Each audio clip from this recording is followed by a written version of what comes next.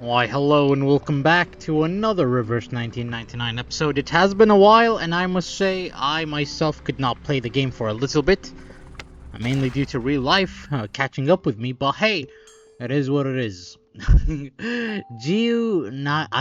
not gonna pronounce her name. I feel like I'm risking my life, you know? I'm just gonna pronounce this so badly that I offend the entire franchise. Anyways, I've been to Italy, and I gotta say, Sonetto, your place, Italy. You know, it's a little sus in that their pasta's pretty good. Their pizza is like a coin flip. Sometimes it's very good, sometimes it's pretty bad. Another thing they have over there is whatchamacallit? Their ice cream is a 10 out of 10 actually. I will not stand for gelato, whatchamacallit? Slander. That stuff was top tier, especially their dark chocolate flavor. I love that. Greetings. I don't think I will ever get used to the coldness of water when I'm not performing divination. Well, you look new. Hey, that's a pretty nice design. I like your voice. Welcome aboard. We got her again. Greetings. Come on, come on. I don't think I will ever get used to the coldness of water when I'm not performing divination. Yenny say. Okay, sure. I mean, welcome aboard. Nothing much to say. So yeah, one thing I want to complain about Italy is that they don't have... Ooh. Hey, yo, this art is appealing to me. Let's check her attacks. Damage dealt decrease. Okay, so... She's a healer. I see what it is. I didn't even know you can click on characters and it shows you their character sheets. Maybe this is just a laptop slash PC unique thing. I don't think that happens on the phone. Alright. Let's spin the wheel. Hope we get big money. Big money. Ooh. Click. Never mind. Okay, if it's click, I ain't interested. Yensei. I don't think I will ever get used to the coldness of water when I'm not performing divination.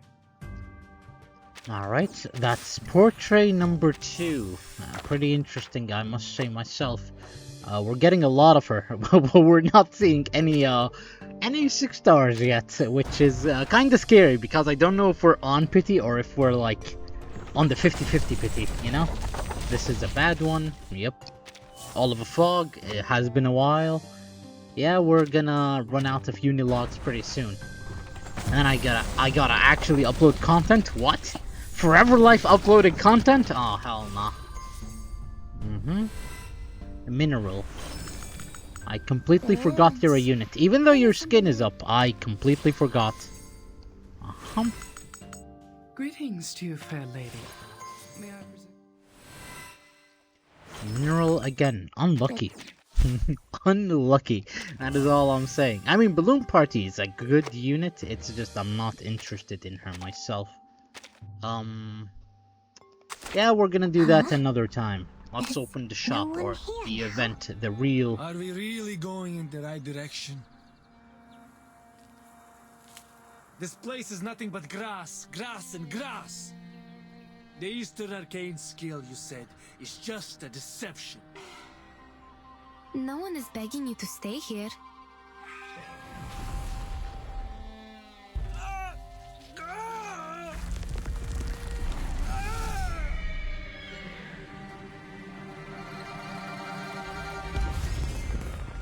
Oh, 2 foreign merchants. I'm Jiu Nyangzi, filling in for the former Zhili. Are you in trouble? Our teammates were turned into horses and brought away by a talking giant bird. You should not be here. The Featherman is related to some disappearances in the city. You're a Shouri. Why do you have to do that? Stop this now, or even a real Shouri cannot save you from the disaster.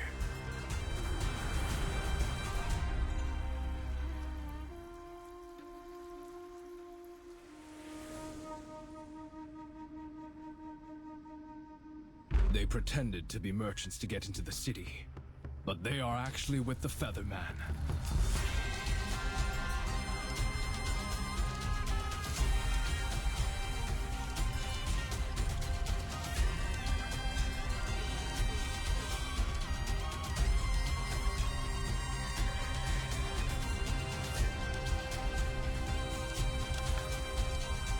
Casting the Eastern arcane skill we're looking for requires a price. A terrible price.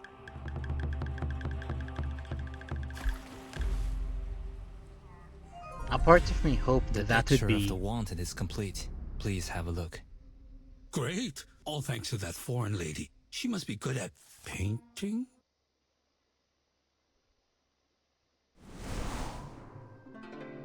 Anyways, I was really hoping, what's her face?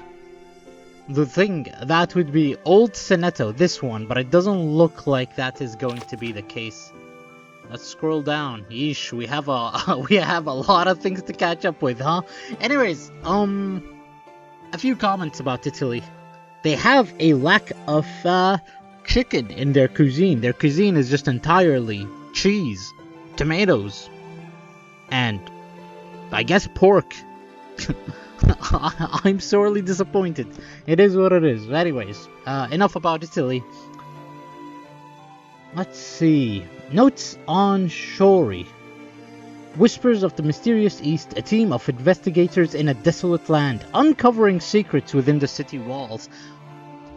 I'm gonna be honest with you, and I said this in the previous event, I don't like, or I'm not a big fan of the animations pre-trailer, or pre-event. Like, they're so good, okay? I agree, they're just full of action, they're beautiful. The issue is, they spoil so much out of the event. I was disappointed in the last event and the event before it, because it's like, okay, sure, I guess I enjoyed the story, but, everything was spoiled. That's the reality of it. Everything was just spoiled. There's nothing more. So I'm hoping this isn't the case here. Let's enter. Safe travel. Farewell, mother. Leave your resentments behind. This is as far as it goes. No need for goodbyes. Let me just double check something really quick. Never mind. Notes of Shouri. Notes on Shouri. I'm stupid, I guess. Yep, do your animations.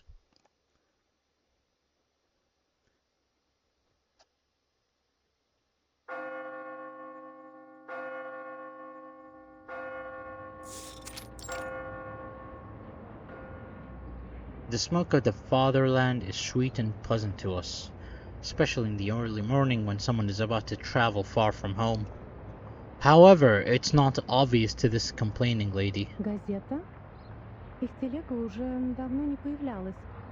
Я слышала, что цена была низкая и рабочих рук у них не хватало. Эти торговцы жадные, как бездонная яма. Впрочем, как и те фермеры. Дым, пыль, приискиватели — это последнее, что нужно этому бедному городу. В прошлый раз она была в отъезде целый год и не прислала ни одного письма. Сейчас она опять уезжает в такие места, где подружиться можно только с комарами, шами и сыльными. Святая Мария, не дай ей заболеть или вернуться домой ослепшей, как та женщина.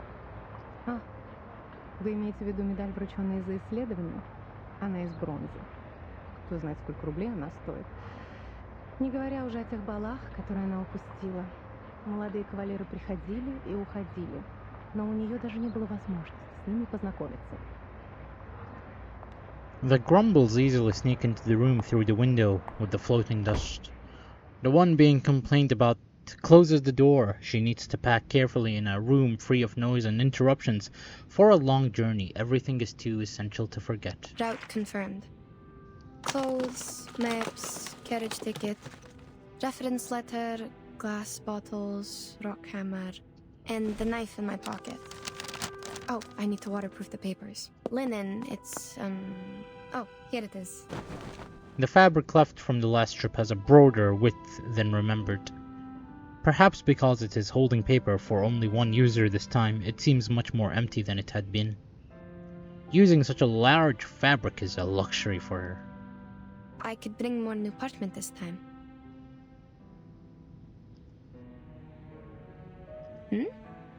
Wait, why is it already used?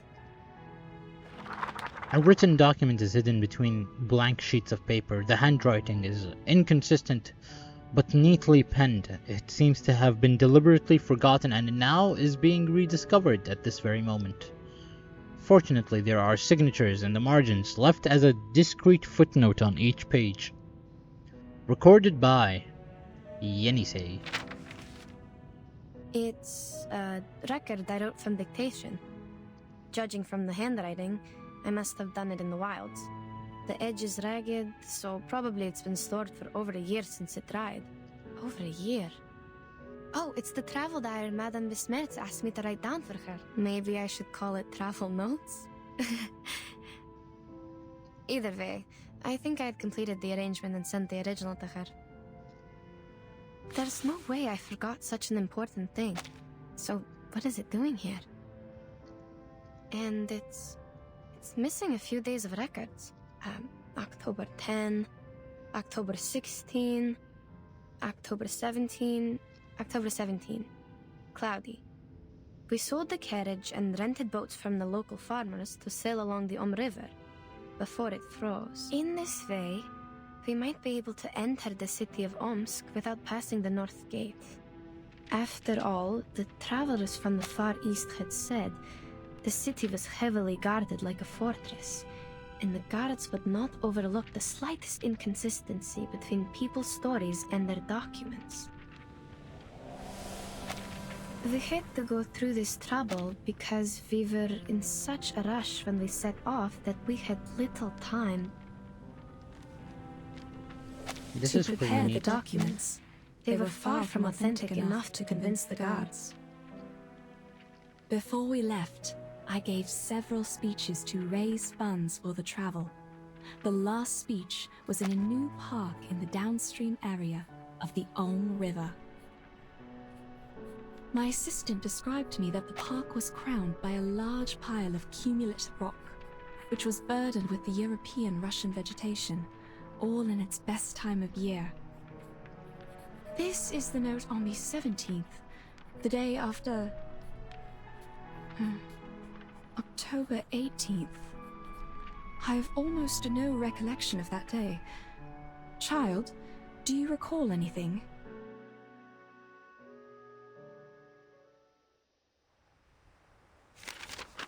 The girl is busy checking her records, but after a while she opens her mouth to respond. October 18. I do. After we took a break and collected the supplies we needed, you talked to the governor. He introduced you to a historian and sent a land surveyor. Oh. Yes, I remember it now. Bits of trivia. Let's skip that day for now. I mean, listen. You can't fault me for thinking this might be grown-up Verton. I mean, we all know that's not the case, but like, the hair color, I mean, listen. It's just, the voice is not the same, okay? Let's just agree on that. So it's probably not Verton, but a man can dream. Maybe this event is way in the past. This could be Verton's mother for all we care about. I mean, I can't wait to be proven wrong, but let's keep going. Yes, madam. October 19th, partly sunny. I elaborated on my plan in my speech in the park. One of my arguments mentioned the Douchois festival in the Eastern Land. Legend of the Douchois festival. I was gratified to see that the audience was drawn to the relations between land worship and the historical geological features in Asia, and the investigation materials about a long-lost arcane skill. While the forms of land worship vary from one religion to another, the stories about an Eastern arcane skill known to the merchants as Ask and Acquire are almost identical. In those stories, men and women with determined minds overcame the highest mountain and the deepest canyon to seek an answer. They patiently endured the suffering like the ascetics, pleading for the gods of Shouri's motherly mercy and hoping to be given what they asked. The girl quickly makes a note of these important words. From unknown to familiar, she has known these names for a long time. Even to this day, after the Seekers are long gone, the god has never shown itself to any one of us. But we know it was there, for there is no better proof of the ask and acquire than this revived land. There is a sureness in people's remarks on ask and acquire. They are certain about its authenticity, like any geologist would not doubt the difference of soils and floodplains and mountains. That's right. Do we really have to see it to believe it? None of us have ever touched one sedimentary rock, but we can infer that such a thing exists. The girl's speedy transcription follows in close synchronization with the speaker's words, but even so, she hesitates at this moment. Madam, your analogy? Is there a problem? The existence of sedimentary rock can be verified, but that of the lost arcane skill cannot. Which is what I'm going to do now, to find the last piece of the jigsaw puzzle. Pardon me, ladies. A third voice rings out. A young man in glasses tidies up his clothes and walks towards them. She's right. We do need to find something, otherwise, how are we supposed to make up for this time we've spent running and waiting? What? Take a good look around you. The girl realizes that there will be nothing more for her to record today and puts away her pen and paper. Then she stands to make a complete view of steppes. Steeps? I don't know. This word is new to me. Steppes, now that their roaring wind and rain has ceased.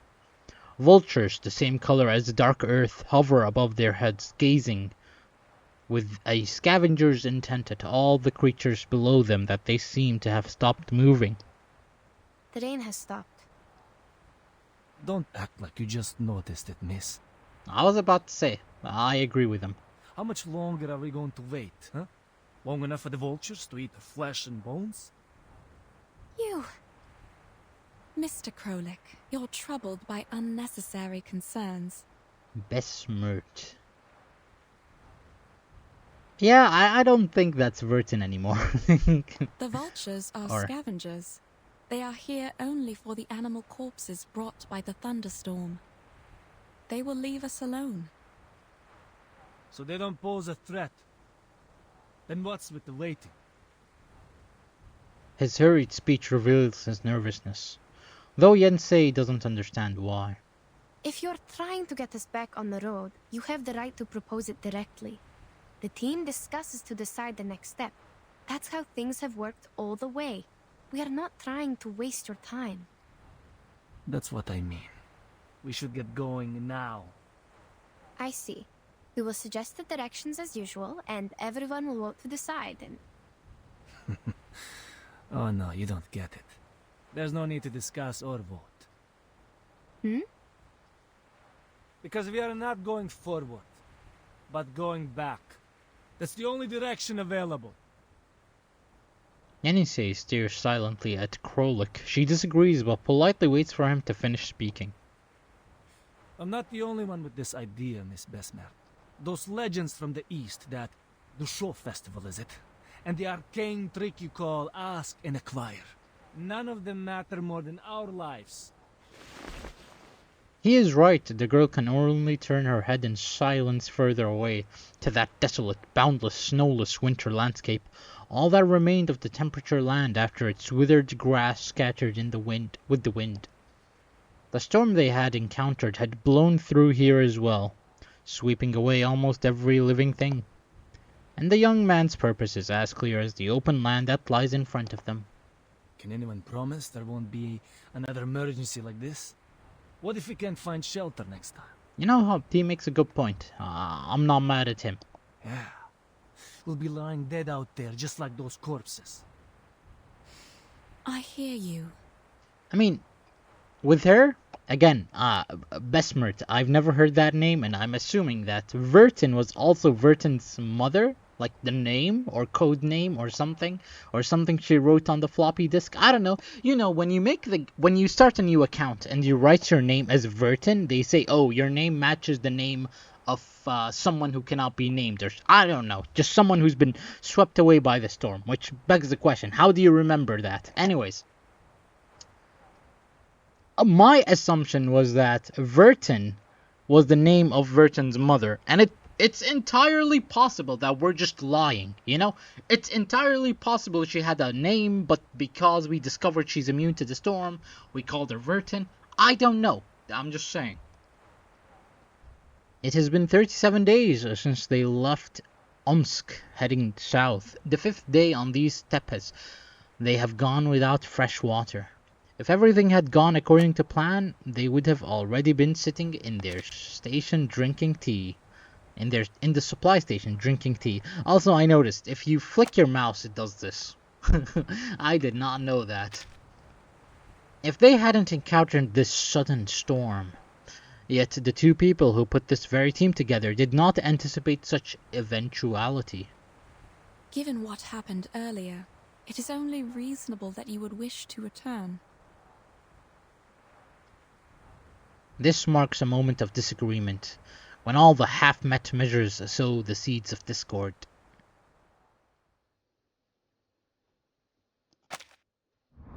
To be continued. Okay, sure. Adagio raised her head and settled this like civilized people. So this is the event currency, huh? We're about to fight some horses or vultures, I guess. Adagio. Yep.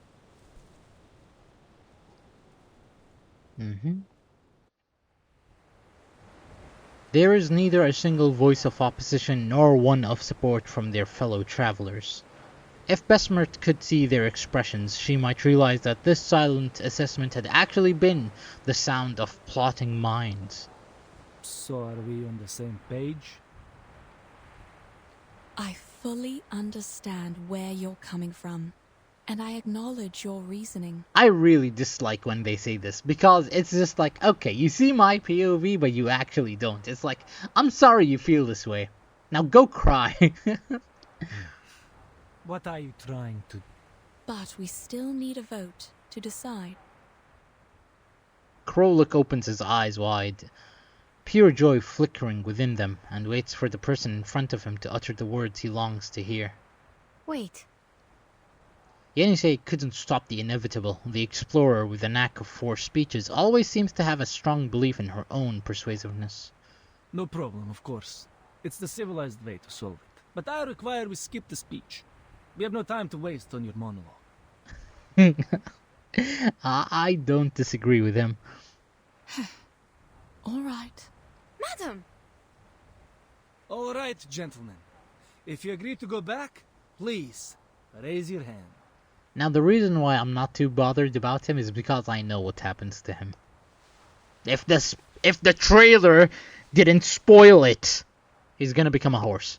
As these words land on the listeners not far behind them, the people slowly begin to raise their hands to their ears, fingers crossed. In the end, Krolik has it. He faces both of them, simply raising his hand as though grandstanding somewhat, and a victorious smile stretches across his face. 4-2. See, we can make decisions in no time. Right? This is their trap, madam. We can't just... Are you really fine with going back empty-handed like this? The vote was required by Miss Besmert, not me. And you. I'll take it that you're challenging me to a duel if you continue with this slander. No, good sir. Please don't take it the wrong way. We don't have to go physical. Stop. Say no to bullying. You know, if a guy hates you, or I don't know, if a woman is making you feel bad, just tell her to stop. It works. What about Mr. Urian? He has not voted yet, so the vote is not over. Does it matter? We go by majority. The girl believes she has reached the heart of the matter, even if her rational mind knows that a single vote would be of no use.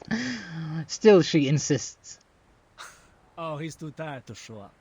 But I'm sure he shares the same idea with us because we are all humans. Of course, he's on our side. Ah, yes, the typical human versus arcanist. Oh, it's been how many events now? Oh man, look! Would you look at the clock, guys? It's arcanist versus humans again. Yenisei doesn't intend to say much to the young man, and decides to cross over to the group of people ahead of to search for their final voter. That is until another tall man stands up, seemingly to block her path. Say no more, Krolik. Pack your things. Let's head back. Fine. We'll split up from here then. We'll take all the supplies with us, or we can't make our way back. No discussion. He looks even tougher than the communicators they sent, and after saying his piece, he brushes past Yenisei, down through the narrow rock crevice, and leads the way towards the supply box behind them. A moment ago, they were all there, recounting their previous journey together. Gentlemen, the team was put together in good faith. Perhaps we should negotiate, not... Yenisei's solution is to chase after him and plant herself between the man and Besmert. The compass doesn't work here. You need me to find the way back. Leave our supplies, and I'll show you the way. You have to do this the hard way. The man shakes his head, clearly unwilling to accept the proposal. In her shock, Yenisei instinctively protects the person behind her, realizing that confrontations seem inevitable. Confrontation, I guess. Well, this is the battle. But never mind, we're not fighting any horses. We're fighting people. With guns. Yep. Is that a shotgun? It looks like a shotgun to me. Anyways, let's just wipe them out. This should one-shot. Try for free. Try for free. Agents have guns. And we win on the first round. Let's go. Not like I don't have Insight 3s on the first stage. That, my friends, is not how civilized people solve their problem. The voice is calm and composed, but its gravity brings a swift end to the playful duel. Mr. Jorian. In a makeshift team of this sort, the eldest man is often bestowed a special prestige based on their experience. Mr. Jurian. Monsieur Krolik, I thought you were here to discuss the reallocation of supplies with Madame Besmer. I didn't expect this. Well... It's true that you didn't choose to be here. You are here because you have an important mission given by the governor to complete. We have come this far. Do you really want to give up now? The man's frame visibly shrinks. Their pretense of communication has been exposed, and every word spoken by his elder makes it more and more impossible for him to offer a rebuttal. As for you, gentlemen, Petrov, I'm surprised you're here too.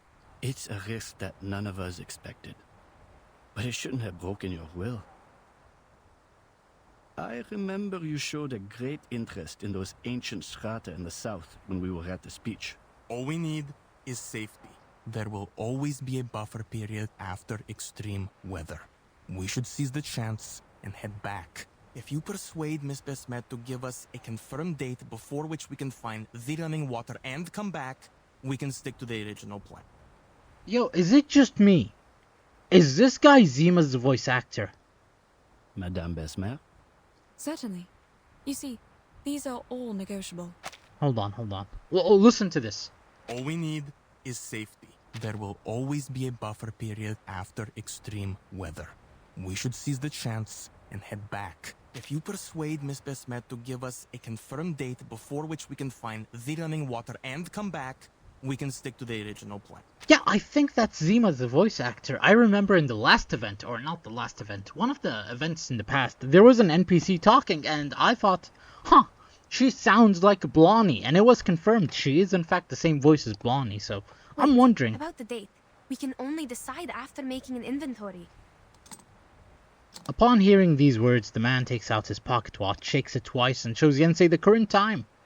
You have 30 minutes. That's enough.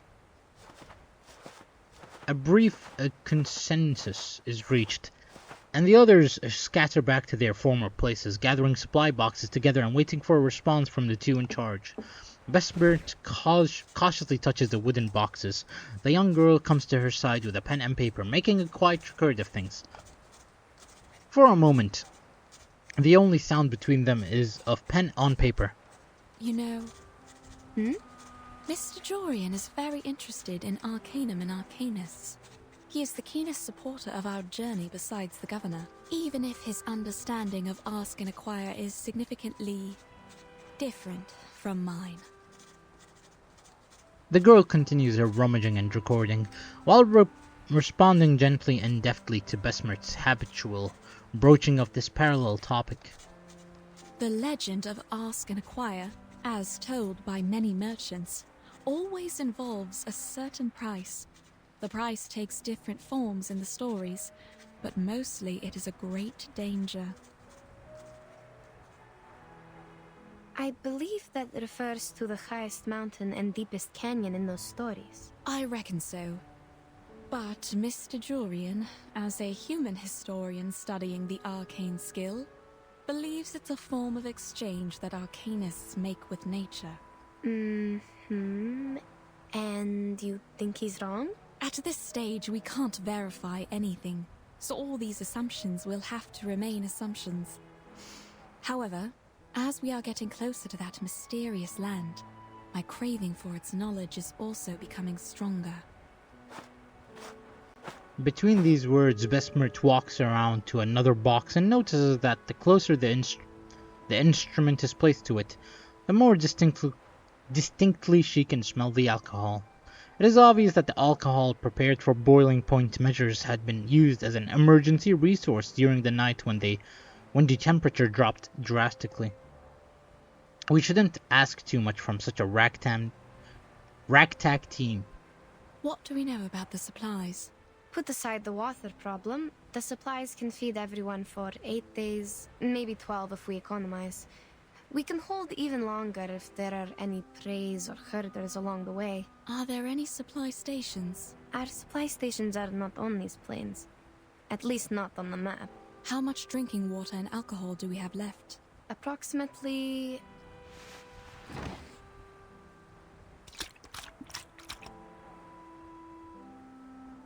Oh great. These idiots put water in the alcohol. Now we are short of both. At least the alcohol has kept them warm. They could have just drunk the alcohol. All right, child. Now we should focus on the direction for the next step, not these bits of trivia. Regarding which, just to be clear, what I have in mind is only slightly better than nothing. Better how? The moist air and the soil. Have you noticed? The soil beneath our... I'm not entirely sure about this, but I tend to think that there is groundwater beneath us. Did I just...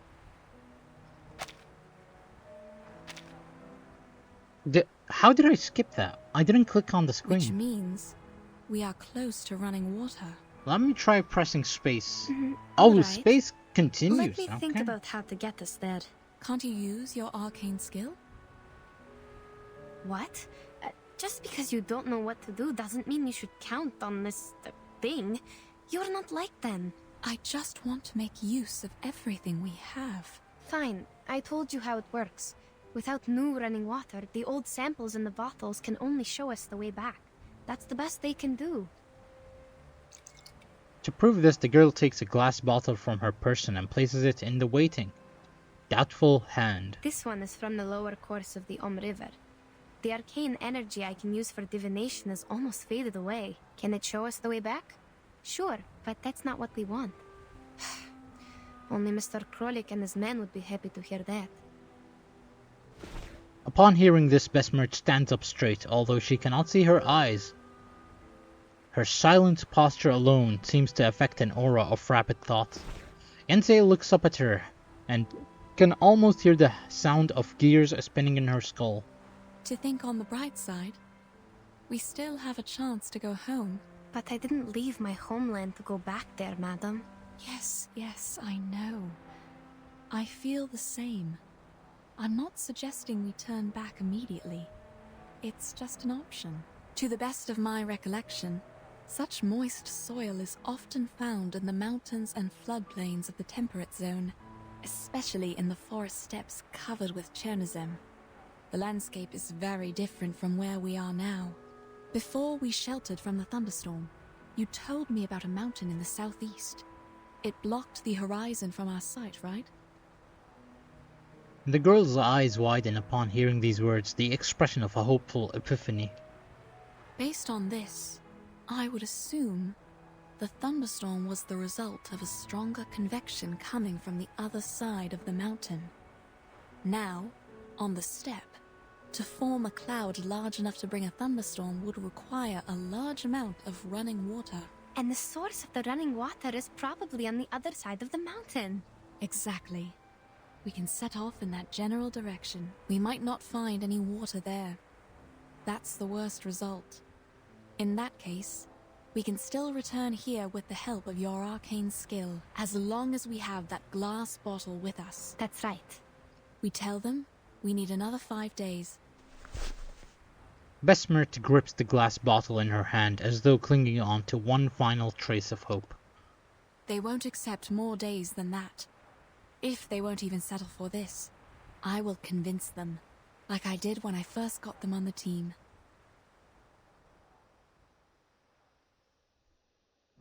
I guess she's got that charisma.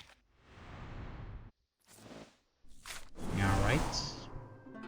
The Fairyland. This meadow is an anomaly in this environment, only possible during the extreme temperature shifts. It could be caused by fungus or a mysterious creature passing through. Man, I wonder if they find running water, guys. I really do wonder. Look at this. Oh man, water here to here. Oh, here it's dry, no water in the background. And we come here, oh my god, it turns green. I mean, the land turns green and there's water. Shake my head, spoilers. It is what it is. Anyways, before we continue, I want to check this. This is just the the raid. Light into the tavern, locked. We need to clear the event to play this. Okay. 3 doors, aka door. I don't think that's what we're here for. This is soon, this is soon, this is soon. Yeah, this is weird. Why are they showing you future stuff 1 month in? Anyways, let's resume.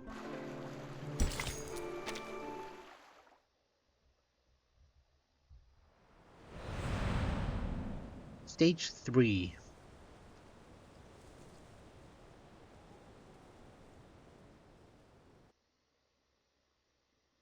Besmert did indeed succeed. On one hand, as she clearly points out to the direction of her thinking and proves reasons and arguments for her judgment, her human companions are easily convinced. On the other hand, all the other concerns soon cease to be of significance. 2 days later.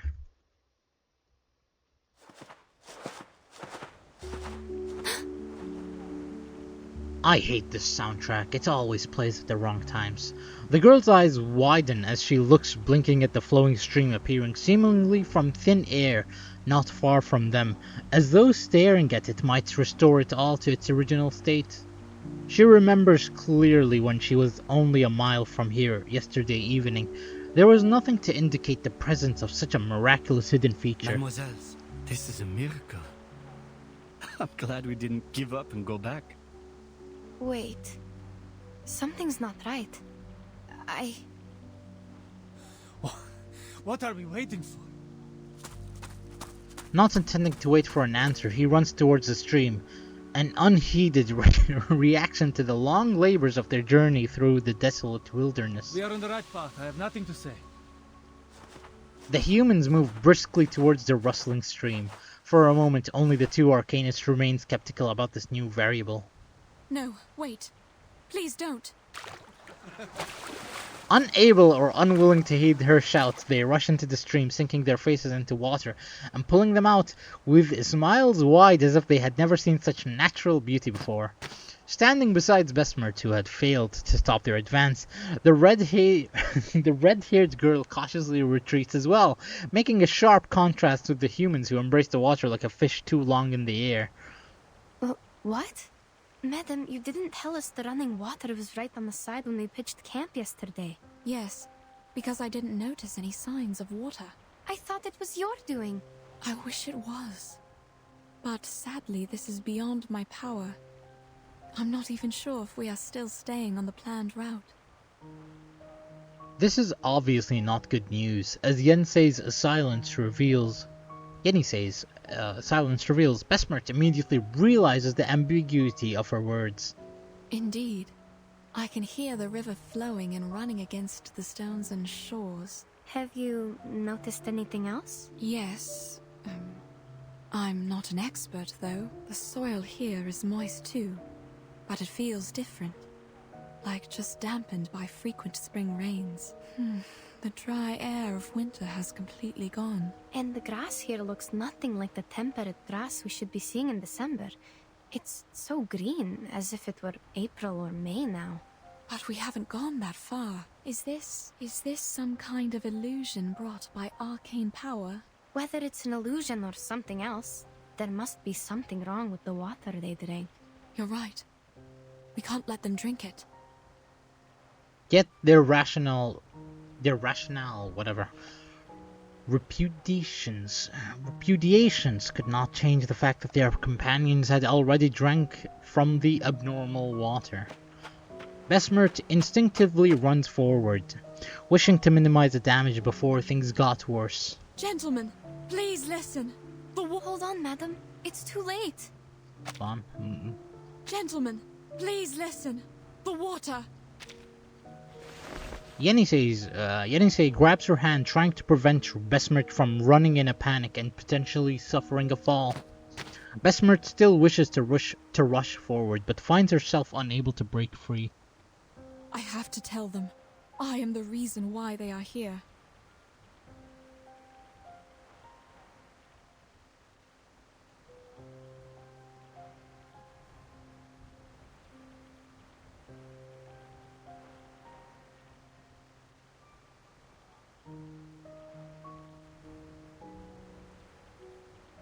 My apologies for the short moment of silence. Listen, they have filled the water bags and are coming back. Their momentary joy at finally being able to move forward is rapidly diluted. The only consolation is that the human walking back towards the two of them still appears to be normal. What's wrong? Are you not going to fill your water bags? Nothing. We'll go later. The water is clean. You can even see the trout swimming. Too bad we need to keep our packs light. Thank you. We'll fill our bags once we figure out which way we should go next. Krolik is still by the river. He seems parched. Is he the reason you didn't go there? No. Alright. No problem then. I'll go check and feel the rest. Their tall companion nods and walks past the two of them, and toward the previously shut down baggage. Once he is gone, Yenisei speaks once more. Please, wait here, madam. I'll go check. Madame Besmert! Mr. Jorian, did you drink the water? Oh, I did. Just like Petrov said, the water is clean. A bit sweet to taste even. That's good then. You were looking for me. Is there a problem? No. Look, I know you don't need any compliments, but thank you for leading us to the running water. I'm glad you once again earned their trust. Maybe we should thank the Ask and Acquire. Perhaps. Now, it's time for us to set out again for the Eastern Arcane skill you mentioned. But before we do that, I remember you once mentioned your assistant during your speech, saying her arcane skill was related to water and could find directions in the wild. Yes, you remember it correctly. A glad smile of acknowledgement appears on the face of the middle-aged man, his enthusiasm compelling him to ask one question after another. Ah, that is so wonderful. Earlier you said that this was a safe gap. but at the time you did not explain in detail how it would work. Now, may I have the honor to witness it? How does she communicate with water? Will she be possessed? Or like those mystics in the palace? Sir, my arcane skill cannot predict what will happen precisely, and it is not cast through possession. Please do not overestimate what you don't understand and simply count on it. I know, child. I'm only curious and hoping to see it with my own eyes. No, sir. It is not an exhibit in the museum or a play in the theater. Oh. The girl shakes her head and firmly refuses Jurian's request once again. But he doesn't care. He has received more of an answer than he expected. And as he leaves, he smiles and straightens his collar again, bidding goodbye to both of them respectively. They look all right. For now, yes. I feel uneasy about it. I have to go there. There's little you can do even if you go there, given the condition of your eyes. I will go check them, one by one. Wait. Mr. Jurian just asked about your arcane power. Maybe now is a good time. What? When you look for the direction with your arcane skill, check if the water is real. What if it's not? In that case, child, we have no choice but to divine our way back, with the water in your bottle. Besmert's worried and helpless words echo in Yensei's ears. Fine, I'll do it. I will find the direction through divination, verify if the water is running, and check if anything's wrong. The girl takes a step forward and walks towards a strange babbling stream that seems to have... Yep. Yensei wakes barefoot into the river. Flowing water on a temperature plateau like this should naturally be cold. It gently laps at her. Okay. She closes her eyes, trying to make herself unaware of the temperature. Святые воды, пожалуйста, теките, теките. Пусть ваша милосердная любовь и забота плывут вместе с пеной вдаль. По пути вы сможете поливать корни, увлажнять траву и обливать душу медом. Как будто поднять поток с рифа, об который разбиваются волны. The light spots gather and gradually fill the empty glass bottle. Я пойду к этому потоку. Все будет так, как я сказала.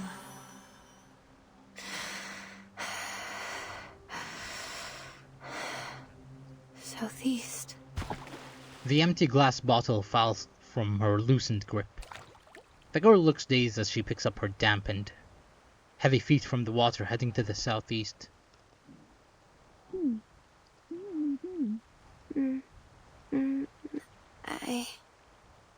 Half of her mind is still in the realm of delirium. The sounds that she hears are fragmented into pieces that she can only attempt to fit together. Yet through the difficulty of her present state of mind, she tries her best to make her sense of what Besmert is saying. Haven't you? Easy, Yenny. Take your time. Yes. The sign has come out. I asked the river to show me the place with the strongest arcane energy. Then it pointed at the southeast among all the other directions. That is probably the direction we are looking for. And yes, this river is real. Running water. It is flowing with vitality. All right. Perhaps I was wrong. It's never wrong to consider all the possibilities, madam. Please, wait here. I will mark the direction and inform everyone of it. Sure.